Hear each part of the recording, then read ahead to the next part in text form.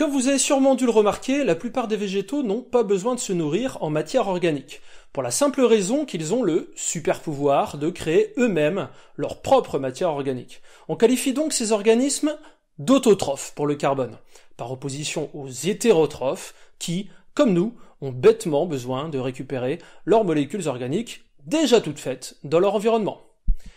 Et le mécanisme qui permet aux végétaux d'avoir cette capacité, vous le connaissez, il s'agit de la photosynthèse. En principe, vous avez dû déjà étudier ça plusieurs fois au cours de votre scolarité. Mais là, vu qu'on est en spécialité, on va rentrer beaucoup plus dans les détails. Et comme vous allez le voir, c'est vraiment un sujet complexe. Alors accrochez-vous, ça va secouer. La photosynthèse, c'est un processus métabolique complexe qui implique plein de réactions chimiques différentes. Et chacune de ces réactions est catalysée par une enzyme, c'est-à-dire une protéine capable d'accélérer la réaction afin de la rendre faisable dans un laps de temps adéquat. Mais on peut simplifier l'ensemble de ces réactions à une seule équation bilan qui les réunit toutes. Et c'est d'ailleurs cette équation que vous avez dû voir au collège ou en classe de seconde. Les deux réactifs sont deux molécules minérales, l'eau, H2O, et le dioxyde de carbone, le fameux CO2. Et la photosynthèse va transformer tout ça en dioxygène, donc O2, et surtout en matière organique, sous forme de glucose, de formule C6H12O6. Mais là, attention, les chimistes ne seraient pas très contents, car l'équation n'est pas équilibrée. Il faut donc rajouter un coefficient 6 devant le CO2, pour qu'il y ait bien 6 carbones de chaque côté, puis un coefficient 6 devant l'eau, pour qu'il y ait 12 hydrogènes des deux côtés, et enfin, il faut équilibrer les oxygènes en ajoutant un coefficient 6 devant le O2 pour qu'il y en ait 18 des deux côtés de l'équation. Mais ce n'est pas tout, car ce processus nécessite de l'énergie qui sera fournie par la lumière du soleil. Donc c'est d'ailleurs pour cela que ça s'appelle photosynthèse, parce que photo, ça signifie lumière en grec ancien. Et cette lumière doit être captée par des pigments, la chlorophylle, que je place également sur mon équation bilan. Attention, le glucose formé par la photosynthèse va ensuite généralement se transformer rapidement en amidon. Et donc c'est la raison pour laquelle une coloration haloïodée met en évidence de l'amidon sur les parties d'une feuille qui sont exposées à la lumière. Comme ici sur l'expérience de la feuille de géranium cachée que vous avez sûrement déjà vue en classe. Intéressons-nous maintenant à la localisation du processus. Alors la photosynthèse a lieu dans des organites particuliers, qu'on ne trouve que chez les végétaux. Ce sont les chloroplastes. Et ce sont ces chloroplastes qui contiennent la chlorophylle, le pigment dont on a parlé tout à l'heure. C'est cette chlorophylle qui donne une couleur verte aux chloroplastes, ce qui les rend facilement identifiables au microscope optique. Au microscope électronique, un chloroplaste, ça ressemble à ça. À cette échelle, on peut voir la présence d'une double membrane qui enrobe l'organite, et ça c'est ce qu'on appelle l'enveloppe. À l'intérieur, on a un milieu liquidien qu'on appelle le stroma, et on peut voir aussi la présence de plein de membranes à l'intérieur là qui forment des espèces d'alignements et d'empilements, et ça c'est ce qu'on appelle les thylakoïdes. En schéma, ça donne ça. On a ici la double membrane qui forme l'enveloppe. À l'intérieur, on a un milieu liquidien qu'on appelle le stroma. Et ici, ce sont les thylakoïdes qui contiennent la chlorophylle et qui peuvent donc former des empilements. À savoir qu'un empilement de thylakoïdes, on appelle ça un granum. Et quand il y en a plusieurs, on appelle ça des granats. Et il faut noter que chaque thylakoïde contient aussi un milieu liquidien à l'intérieur qu'on appelle le lumen. On a également dans le stroma quelques grains d'amidon qui stockent la matière organique nouvellement créée par photosynthèse. Voilà pour ce schéma de chloroplaste que je vous conseille d'apprendre par cœur. Comme on l'a dit précédemment, la photosynthèse nécessite des pigments chlorophylliens qui sont présents dans les thylakoïdes des chloroplastes. Et c'est à eux qu'on va maintenant s'intéresser. Alors déjà, un pigment, qu'est-ce que c'est ? Il s'agit en fait d'une substance colorée capable d'absorber certaines radiations lumineuses. Et attention, ce sont les radiations lumineuses qui ne sont pas absorbées par les pigments qui lui donnent sa couleur. Par exemple, la chlorophylle, qui est de couleur verte, n'absorbe pas des rayonnements verts. On peut extraire les pigments chlorophylliens en broyant des feuilles de végétaux dans un solvant organique, comme de l'alcool par exemple. Et à partir de la solution de chlorophylle brute obtenue, on peut séparer les différents pigments chlorophylliens en réalisant ce qu'on appelle une chromatographie. Et voici ce qu'on obtient. On a ici une première tache qui correspond à de la chlorophylle B de couleur vert clair. Puis on en a une deuxième donc plus foncé, qui correspond à la chlorophylle A. Plus haut, on trouve les xanthophiles, de couleur jaune, et enfin, tout en haut, on a une tache de caroténoïdes, de couleur orange. Avec la solution de chlorophylle brute, on peut également analyser son spectre d'absorption, c'est-à-dire définir quelles sont les radiations lumineuses qui sont absorbées, et au contraire, celles qui ne le sont pas. Pour cela, on utilise un spectromètre. Et donc, le spectre d'absorption, il peut prendre la forme d'un graphique sur lequel on va mettre en abscisse les longueurs d'onde des radiations lumineuses et en ordonnée les pourcentages d'absorption correspondants. Pour le spectre d'absorption de la chlorophylle brute, ça donne ça. Et on voit comme prévu que les longueurs d'onde les moins absorbées sont dans le vert. Et au contraire, les longueurs d'onde les plus absorbées correspondent grosso modo au rouge et au bleu. Si on établit les spectres d'absorption séparés des différents pigments, ça donne ça. Et on peut constater une certaine complémentarité des absorptions. Ainsi, le fait qu'il y ait plusieurs pigments différents permet à la plante de capter une plus large part de la lumière. On cherche maintenant à connaître quelles sont les longueurs d'onde les plus efficaces pour réaliser la photosynthèse. Alors ça, c'est ce qu'on appelle le spectre d'action. Pour obtenir ce spectre d'action, on doit évaluer l'efficacité de la photosynthèse pour différentes longueurs d'onde. Pour cela, on mesure le dioxygène émis par le végétal lorsqu'il est éclairé par des lumières de couleurs différentes. Comme le dioxygène est un produit de la photosynthèse, plus il augmentera, plus cela signifiera que l'activité photosynthétique est élevée. Donc, par exemple, quand le végétal est éclairé par de la lumière verte, le taux de O2 a tendance à diminuer, ce qui nous indique que la longueur d'onde verte n'est pas efficace pour la photosynthèse. Au contraire, lorsqu'on éclaire avec de la lumière rouge, le végétal réalise la photosynthèse et produit du O2, ce qui nous indique que la longueur d'onde rouge est au contraire efficace. Comme le spectre d'absorption, le spectre d'action peut être représenté par un graphique, avec en abscisse la longueur d'onde, toujours, et en ordonnée, la quantité de O2 produit qui, elle, est corrélée à l'efficacité de la photosynthèse. Pour les plantes chlorophylliennes classiques, on obtient ce type de graphe. Et sans surprise, on remarque que les longueurs d'onde qui étaient les plus absorbées, à savoir le bleu et le rouge, sont aussi celles qui sont les plus efficaces pour la photosynthèse. Alors qu'au contraire, les radiations vertes qui n'étaient pas absorbées ne permettent pas à la plante de faire de la photosynthèse. Voilà. Si on compare les deux spectres, on se rend bien compte de la similarité, donc ce qui confirme bien que les radiations les plus efficaces sont aussi celles qui sont absorbées par les pigments chlorophylliens. Parlons maintenant du déroulement de la photosynthèse, car jusque-là, on a vu que l'équation globale du processus, mais en fait, cette équation cache plusieurs réactions chimiques combinées qui peuvent être regroupées en deux phases, une qui nécessite de la lumière et l'autre non. On peut démontrer ceci grâce à l'expérience de Gaffron. Le principe de l'expérience, c'est d'introduire du CO2 radioactif, contenant donc du carbone 14, dans une suspension d'algues unicellulaires.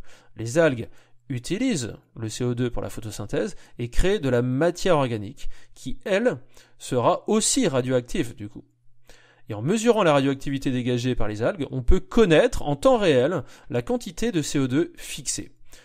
Au départ, on éclaire fortement la suspension pendant au moins 10 minutes, puis on éteint la lumière. Et là, on se rend compte que, au moment de l'extinction, la fixation du carbone ne s'arrête pas tout de suite. Il y a un petit moment durant lequel le CO2 continue de se transformer en matière organique. S'il n'y avait qu'une étape, l'extinction de la lumière entraînerait directement l'arrêt du processus. Le fait que ça ne soit pas le cas, ça démontre bien qu'il y a une phase qui ne nécessite pas de lumière et pendant laquelle le CO2 se transforme en glucose quand même. Mais cette phase va donc, a priori, nécessiter des produits intermédiaires fournis par l'autre phase qui, elle, nécessite de la lumière. Voici donc en simplifié les deux phases qui vont avoir lieu successivement au cours de la photosynthèse. Donc nous avons la première phase qui nécessite de la lumière, qui constitue ces fameux composés intermédiaires, puis la deuxième phase, donc qui ne nécessite aucune lumière. Donc nous allons maintenant étudier en détail chacune de ces deux phases, afin de voir un petit peu ce qu'il s'y passe. Alors commençons par la phase qui nécessite de la lumière et qui va servir à produire ces fameux composés intermédiaires. Cette phase-là, on l'appelle phase photochimique. Cette phase, elle se réalise dans les thylakoïdes. Rappelez-vous, il s'agit de ces espèces de petits boudins verts que l'on trouve dans les chloroplastes. Et cette phase photochimique va nécessiter 3 processus. Premièrement, on a l'absorption de certaines radiations lumineuses par les pigments chlorophylliens. Bon, ça, c'est ce qu'on a vu dans la partie précédente. Ces pigments, ils sont en fait enchâssés dans la membrane des thylakoïdes, et c'est eux qui vont permettre l'apport d'énergie qui est nécessaire à toute la phase photochimique. Deuxièmement, on va avoir une réaction d'oxydoréduction. Alors le principe de ce genre de réaction, si vous vous rappelez de choses en chimie, c'est que c'est une réaction qui va coupler une oxydation, donc une réaction d'oxydation, avec une réaction de réduction.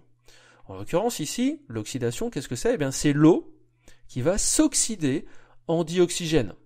Donc voilà, selon cette demi-équation. Et au passage, on voit que ça produit 2 petits électrons.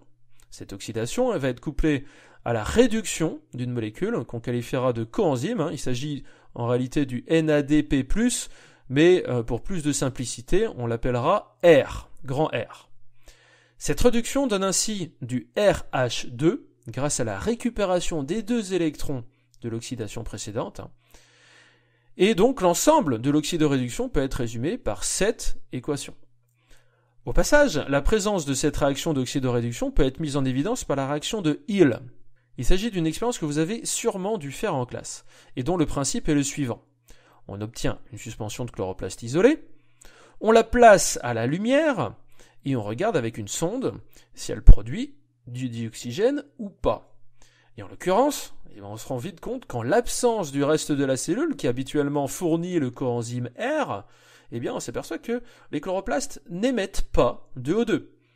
Pour que ce soit le cas, pour que les chloroplastes mettent effectivement à produire du O2, il faut ajouter ce qu'on appelle un oxydant à la suspension. C'est-à-dire quelque chose qui va remplacer le coenzyme R. Et donc cet agent oxydant, c'est ça qu'on appelle le réactif de Hill. Voilà, et donc cette expérience permet ainsi de démontrer que c'est bien une réaction d'oxydoréduction qui permet de produire le dioxygène. Le troisième processus maintenant qui a lieu pendant la phase photochimique, c'est la production d'ATP. Alors l'ATP, qu'est-ce que c'est ? On l'appelle adénosine triphosphate, et c'est une molécule énergétique qui provient de l'addition d'un phosphate supplémentaire sur un ADP, donc un adénosine diphosphate. Cette production d'ATP est catalysée par une enzyme, l'ATP synthase, qu'on peut appeler également ATP synthétase, et elle est permise par la réaction d'oxydoréduction qu'on a évoquée juste avant. Voici donc le schéma bilan de cette phase photochimique avec les 3 processus que l'on vient de traiter, à savoir absorption des rayons lumineux, réaction d'oxydoréduction et création d'ATP. Maintenant, passons à la phase non photochimique de la photosynthèse, que l'on appelle aussi parfois phase sombre, puisque, contrairement à l'autre, elle ne nécessite pas d'énergie lumineuse. Alors cette phase se déroule dans le stroma des chloroplastes, et va utiliser les produits de la phase photochimique, à savoir le coenzyme réduit RH2, et bien sûr l'ATP. En fait, cette phase non photochimique, elle consiste en une série de réactions qui forment un cycle. C'est ce qu'on appelle le cycle de Calvin, en hommage au scientifique qui l'a explicité. Alors le cycle de Calvin complet, ça ressemble à ça. Bon, et comme c'est un petit peu trop compliqué par rapport aux prérequis du programme, je vais juste évoquer les grandes étapes, les étapes clés. Tout d'abord, le CO2 réagit avec du ribulose bisphosphate pour former l'acide phosphoglycérique, une petite molécule organique à 3 carbones. Ensuite, l'acide phosphoglycérique va donner des trioses phosphates, qui eux-mêmes donneront à la fois du glucose, donc qui, je rappelle, est le point final un petit peu de la photosynthèse, ce qui va être produit par la photosynthèse, et du ribulose bisphosphate, qui sera donc régénéré. Et les produits intermédiaires de la phase photochimique dans tout ça, ils interviennent là, c'est-à-dire dans la transformation de l'acide phosphoglycérique en triose phosphate. Ainsi, sans l'ATP et sans le RH2 produit pendant la phase photochimique, le cycle du Calvin, il est coupé et la production de glucose s'arrête donc quasiment immédiatement après. Pour apprendre tout ça, je vous conseille fortement d'apprendre ce schéma bilan qui récapitule les 2 phases et donc la manière dont elles sont couplées. On arrive à la fin de cette vidéo qui, comme je vous l'avais annoncé, est très riche en informations. Alors, essayons de résumer un petit peu tout ça. L'ensemble du processus de la photosynthèse peut être récapitulé dans une seule formule. 6 CO2 plus 6 H2O donne 6 O2 et 1 glucose, donc c'est 6 H12O6. Ce processus se réalise dans les chloroplastes, des organites de couleur verte, contenant un stroma et des thylakoïdes. La photosynthèse est permise grâce à l'apport d'énergie lumineuse, surtout les radiations rouges et bleues, qui sont captées par les pigments chlorophylliens des thylakoïdes. Mais même si l'équation globale paraît simple, la photosynthèse regroupe en réalité deux phases, qui comprennent chacune plusieurs réactions. La phase photochimique, qui nécessite de la lumière, se réalise dans les thylakoïdes et permet la création de composés intermédiaires, l'ATP et le RH2, et la phase non photochimique, qui, elle, se réalise dans le stroma et qui permet la fixation du CO2 et ainsi la production de glucose grâce à l'ATP et au RH2 précédemment synthétisé. La photosynthèse permet ainsi la création de matières organiques à partir de matières exclusivement minérales, le CO2 et l'eau, ce qui la rend essentielle pour la quasi-totalité des écosystèmes terrestres.